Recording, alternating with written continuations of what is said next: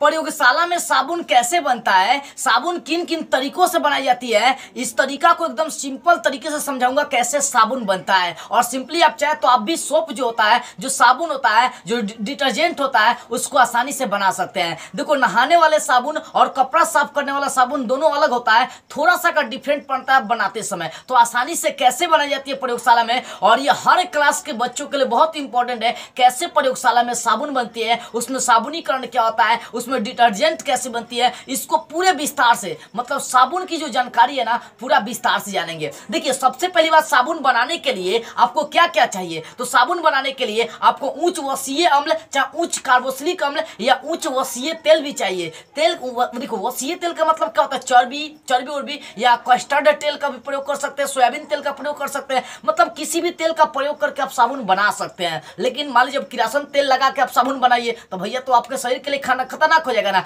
तो साबुन जो होता है ना, उसको बनाने के लिए हमें क्या क्या चाहिए, वसीय अम्ल चाहे वसीय तेल चाहिए। इसको अम्ल बोलिए चाहे तेल बोलिए, ठीक है ना। वसीय तेल मतलब वनस्पति तेल का प्रयोग कर सकते हैं, वनस्पति पेड़ पौधों वाला तेल का प्रयोग कर सकते हैं। वनस्पति तेल का मतलब पेड़ पौधों का तेल, उसका प्रयोग कर सकते हैं। तो चर्बी उर्बी का भी यहाँ पर प्रयोग करिए, तो वसीय का मतलब ये होगा चर्बी उर्बी वाला तेल, ठीक है ना। यानी अगर साबुन बनाने हैं तो अगर कोई क्वेश्चंस कर दे साबुन क्या, तो बोल सकते हैं कि उच्च वसीय अम्ल का सोडियम या पोटेशियम लवण है, चाहे उच्च कार्बोक्सिलिक अम्ल का ये सोडियम या पोटेशियम लवण है। देखो, या तो ये सोडियम से बनेगा, नहीं तो पोटेशियम से बनेगा, ठीक है ना। और देखो, सोडियम में आपका ये हो जाएगा NaOH, आप पोटेशियम में चलेंगे KOH, ठीक है ना। जब NaOH मिला देते हैं तो वो आपका साबुन बनता है, लेकिन वो हार्ड साबुन बनता है। और इससे जो साबुन बनता है उससे कपड़ा साफ करते हैं। आज जिसमें पोटेशियम मिलाते हैं KOH, ये क्या होता है, नॉर्मल होता है, मुलायम होता है। ये मतलब ये अपने शरीर के लिए साबुन बन जाता है। यानी समझिए, स्नान करने वाला साबुन बनाना है तो KOH मिलाइए, अगर साफ करने वाला साबुन बनाना है, कपड़ा साफ करने वाला साबुन बनाना है, तो क्या मिलाना पड़ेगा, NaOH मिलाना पड़ेगा। यानी साबुन बोल सकते हैं उच्च कार्बोक्सिलिक अम्ल का ये सोडियम या पोटेशियम लवण है, ठीक है ना। साबुन क्या है, उच्च कार्बोक्सिलिक अम्ल का या उच्च वसीय अम्ल का ये सोडियम या एक पोटेशियम लवण है, ठीक है ना। अगर साबुन का आप सूत्र देखेंगे बाबू, तो साबुन का सामान्य सूत्र R बॉन्ड COONA। अब Na के जब आप के भी लगा सकते हैं, मतलब पोटेशियम लगा सकते हैं। अब आप सोच रहे होंगे आर क्या है, तो आर एक ऐसा एल्काइल समूह है जिसमें आप चाहेंगे तो आर का 3 मान रख सकते हैं, C15 H31 COO, इसको बोलेंगे पोमिटेट, C17 H33 COO, इसको बोलेंगे ओलिएट, और C17 H35 और COO, इसको बोलेंगे स्टीयरेट बोलेंगे। क्या बोलेंगे, स्टीयरेट बोलेंगे। यानी जो आर का मान होता है, सिंपली आर का मान चाहेंगे तो आप कोई भी रख दीजिए, आपका सूत्र क्या बनेगा, साबुन का ही सूत्र बनेगा। आर का मान अगर 17 वाला रखेंगे तो बोल सकते हैं C17 H35 COO Na, चाहे Na की जगह पोटेशियम भी आप लगा सकते हैं, कोई भी लगा सकते हैं, क्योंकि ये साबुन जो होते हैं या तो सोडियम लवण होंगे नहीं तो पोटेशियम लवण होगा, ठीक है ना। या तो सोडियम लवण होगा नहीं तो पोटेशियम लवण होगा। अब देखिए, तो साबुन समझ में आ गई। साबुन क्या होता है, ये उच्च कार्बोक्सिलिक अम्ल का या उच्च वसीय अम्ल का या तो सोडियम लवण है और नहीं तो पोटेशियम लवण है। अब ये उच्च वसीय अम्ल का मतलब क्या हो गया, वसीय अम्ल का मतलब चर्बी उर्बी, चाहे बोल सकते हैं वनस्पति तेल प्रयोग कर सकते हैं। अब ये साबुन बनता कैसे प्रयोगशाला में, ये देखिए। प्रयोगशाला में साबुन बनाने के लिए तरीका अप्लाई कर सकते हैं कि एक पात्र लीजिए, उस पात्र में आप वसीय तेल प्रयोग कर सकते हैं, वनस्पति कोई भी तेल आप प्रयोग कर सकते हैं। पेड़ पौधों से जो तेल होता है, सरसों तेल की जो वनस्पति से प्राप्त होता है, सोयाबीन का तेल, कस्टर्ड तेल, इन तेलों का प्रयोग कर सकते हैं। तो सबसे पहले जो ब्लैक वाला मैं डाला हूं वो एक वसीय अम्ल या तेल है, यानी वसीय एक तेल है। अब उस तेल में मैंने क्या किया, NaOH चाहे KOH मिलाइए। अगर NaOH मिलाएंगे तो ये कपड़ा साफ करने वाला साबुन हो जाएगा, अगर KOH मिलाएंगे तो ये बाबू आपका बन जाएगा नहाने वाला साबुन। तो मान लीजिए, या तो हम NaOH मिला देते हैं या तो KOH मिलाते हैं। ये मिलाने के बाद इसको 5 से 10 मिनट प्रयोगशाला में गर्म की जाती है। कहने का मतलब वनस्पति तेल और उसके बाद NaOH चाहे KOH मिला दीजिए, मिलाने के बाद इसको गर्म करिए। गर्म करने के कुछ ही मिनटों के बाद, 5-10 मिनट के बाद आपको नमक मतलब NaCl भी मिलाने पड़ते हैं। सोचिए, अगर NaCl नहीं मिलाएंगे तो ससुरी साबुनवा गलबे नहीं करेगा, गलेगा नहीं तो कपड़ा साफ नहीं हो पाएगा, शरीर साफ नहीं हो पाएगा। इसी कारण से साबुन बनाते समय प्रयोगशाला में नमक भी मिलाई जाती है, ठीक है ना। वो साबुन को क्या करता है, गलाने का काम करता है, ठीक है बाबू। तो साबुन ये इस तरह से आपका बन जाता है। कैसे, एक पात्र में क्या ली जाती है, वसीय तेल चाहे वनस्पति तेल लीजिए, उसमें NaOH चाहे KOH मिला दीजिए, मिलाने बाद उसको गर्म करिए, गर्म करने के बाद उसमें नमक NaCl मिला दीजिए, मिलाने के बाद इसको ठंडा कर दीजिए, जम जाएगा और जो जमा हुआ भाग आएगा वही आपका साबुन हो जाएगा। तो भाषा भी लिख सकते हैं कि एक पात्र लेते हैं, उस पात्र में वनस्पति तेल लेते हैं और वनस्पति तेल लेने के बाद उसमें NaOH चाहे KOH मिला देते हैं, मिलाकर कुछ मिनट 5 से 10 मिनट गर्म करते हैं। गर्म करने के कुछ मिनटों के बाद जब उसमें नमक डाल देते हैं तो इसका जमा हुआ भाग साबुन बन जाता है। इस तरह से किसका निर्माण होगा? साबुन का। तो प्रयोगशाला में इसी माध्यम से क्या करी जाती है? साबुन बनाई जाती है। अब देखिए रियलिटी में इसको रिएक्शन के माध्यम से समझते हैं कैसे साबुन बनती है। देखो साबुन बनाने के लिए क्या किए हैं? वसीय तेल और साथ में क्षार प्रयोग किए हैं। क्षार कौन सा है? NaOH and KOH। अगर हमें कपड़ा खींचने वाला साबुन बनाना है तो सोडियम हाइड्रोक्साइड यानी कास्टिक सोडा मिलाइए। अगर स्नान करने वाला साबुन बनाना है तो KOH मतलब कास्टिक पोटास मिला सकते हैं। तो इसमें जो वसीय तेल है, जो वसा है, जो चर्बी है या जो आपका वनस्पति तेल है, उसमें क्षार मिलाइए, फिर उसमें नमक मिलाकर उसको गर्म कर दीजिए और जमा दीजिएगा। तो क्या बन जाएगा? आपका साबुन बन जाता है और वहां पर ग्लिसरॉल भी निकल जाता है। एक बात यहाँ पर ध्यान दीजिएगा, अगर NaOH मिलाएंगे तो कपड़ा खींचने वाला साबुन बनेगा, अगर KOH मिलाएंगे तो ये आपका कौन सा? स्नान करने वाला साबुन बन जाएगा। क्यों? क्योंकि बाबू NaOH कड़ा होता है, हार्ड होता है, सॉफ्ट होता है, जबकि KOH क्या होता है? स्मूथ होता है, मुलायम होता है। इसी कारण से अगर NaOH मिलाएंगे तो कपड़ा साफ करने वाला साबुन बनेगा, आप KOH मिलाएंगे यानी कास्टिक पोटास मिलाएंगे तो वो आपका स्नान करने वाला साबुन बन जाता है। तो साबुन बनाने का सबसे एकदम आसान तरीका बता दिया, इस चित्र के माध्यम से भी आपको समझ में आ गई होगी। देखो कैसे बनेगा? वसा या तेल, वसा या तेल में क्षार मिला दीजिए, फिर उसमें नमक मिलाकर उसको गर्म करिए, गर्म हुए भाग को ठंडा करिए, ठंडा में जो जमा हुआ भाग मिलेगा वो साबुन आपका मिल जाएगा, ग्लिसरॉल अलग हो जाएगा। ठीक है, अब देखिए इसको कैसे, देखिए यहाँ पर कैसे बनाएंगे। तो ये वसा या तेल हाई जो है ना एस्टर समूह ले लिए। अगर रियलिटी में अगर आपको बनाने हैं ये साबुन तो एस्टर समूह लीजिए। एस्टर में 3 गो समूह लेकर चलते, देखिए C17H35, C17H35 ये क्या है बाबू? तो यही आपका कौन सा है? यही बाबू आपका है, इसको एस्टर बोलते हैं। और 3 को लेकर चलते हैं तो इसको ट्राई एस्टर बोलते हैं। यानी क्वेश्चन करता भी कई बार कि साबुन बनाने में किसका कौन सा क्रियाशील मूलक होता है, तो वो ट्राई एस्टर समूह होता है, चाहे एस्टर क्रियाशील मूलक होता है। तो कौन सा क्रियाशील मूलक? तो ट्राई एस्टर समूह। ठीक है ना, ये इसको हम लोग ट्राई एस्टर बोलेंगे। तो ट्राई एस्टर को जैसे कास्टिक पोटास यानी NaOH चाहे KOH के साथ मिलाते हैं तो बाबू हाई जो भाग है ना, हाई वाला भाग, ये क्या करेगा? ये आपका Na से, क्योंकि ये माइनस होता है, हाई प्लस होता है तो माइनस रिएक्शन करेगा सोडियम से, यानी 3 को यहां से सोडियम इसका निकल के इन तीनों का साथ सोडियम जुड़ जाएगा तो C17H35, क्योंकि C17H35 ये तीनों सेम है आपका। ठीक है ना, तो संतुलित करने के लिए आप 3 भी लगा सकते हैं और नहीं भी लगा सकते हैं। तो Na जो है, इसका जो Na है ना, इनके संग जुड़ जाता है और एक किसका निर्माण कर देगा? सोडियम का निर्माण कर देगा। ये CH2C और CH2 है, इनके संग कौन जुड़ जाएगा? OH जुड़ जाएगा, क्योंकि संतुलित करने के लिए हम 3 लगा दिए हैं तो 3 गो H, एगो इनके संग, एगो इनके संग, एगो इनके संग, देखिए क्या होगा? जुड़ गया CH2OH, CHOH, CH2OH। इसको हम लोग ग्लिसरॉल बोलते हैं। तो इस तरह से क्या किसका निर्माण होगा? साबुन का। कुछ ना किया है, हाई एस्टर समूह ले लिए, ट्राई एस्टर, इसकी क्रिया NaOH के साथ करा दिया। जब इसको गर्म कर दिए, डेल्टा लगा दिए, इसको गर्म कर दिए तो हमारा साबुन बन गया। उसके साथ में क्या निकल गया बाबू? ग्लिसरॉल भी आसानी से निकल गया। तो इस तरह से आप क्या बना सकते हैं? साबुन बना सकते हैं। अगर साबुन का सामान्य सूत्र देखी जाए तो सामान्य सूत्र R बॉन्ड COONA,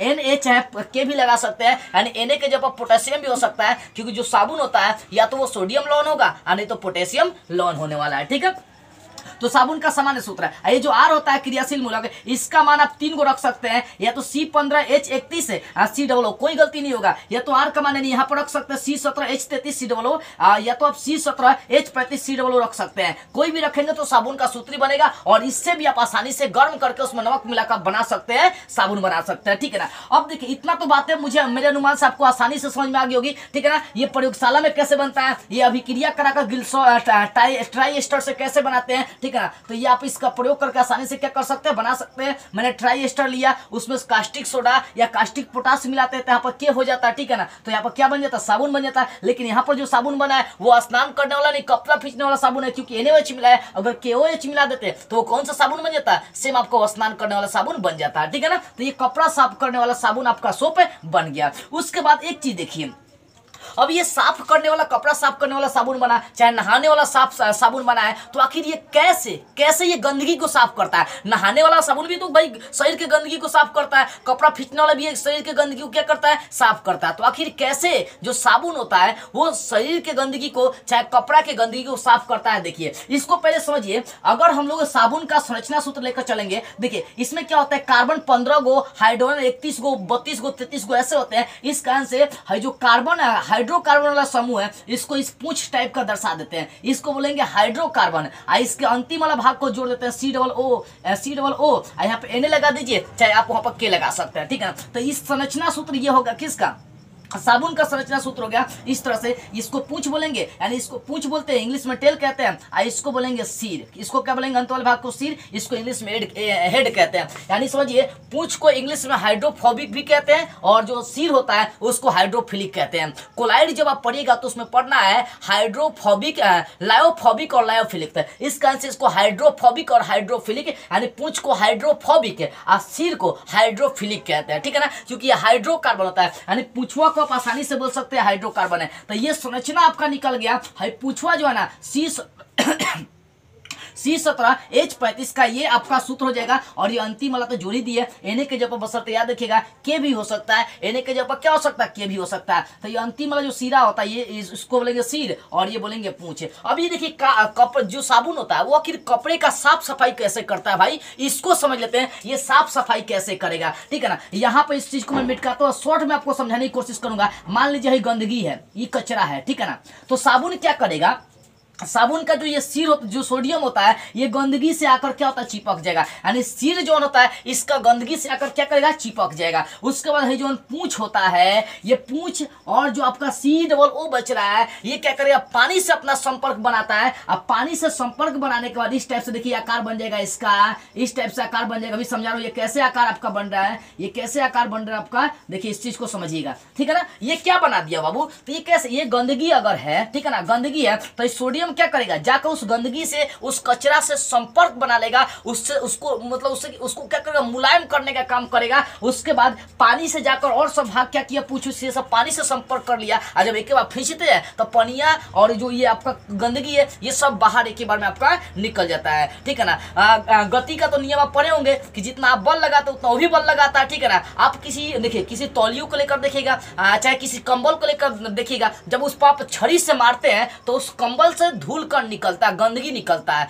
किसी को भी आप आजमा कर देख सकते हैं। तो जितना आप बल लगा रहे उतना वो भी बल लगा रहा है, जिसके कारण से धूल कण वहां से निकल जाते हैं। तो यहाँ भी वही होता है, गंदगी से चिपक गया, ठीक है ना। उसका पानी से भी जाकर रिएक्शन किया, जब एक बार पटकेंगे, रगड़ेंगे तो गंदगी आसानी से क्या होती है? छूट जाती है। तो इस तरह से साबुन जो होता है ना, अपना काम करने का काम करता है, कपड़े को साफ करने का काम करता है। तो ये संरचना सूत्र था, जिसमें उसका पूंछ जो है ना, पूंछ वाले भाग को हाइड्रोफोबिक और सिर वाले भाग को हाइड्रोफिलिक कहते हैं। अब जरा सा ये तो आपको समझ में, साबुन की सारी बातें आपको समझ में आ गई कि साबुन कैसे बनता है, क्या होता है।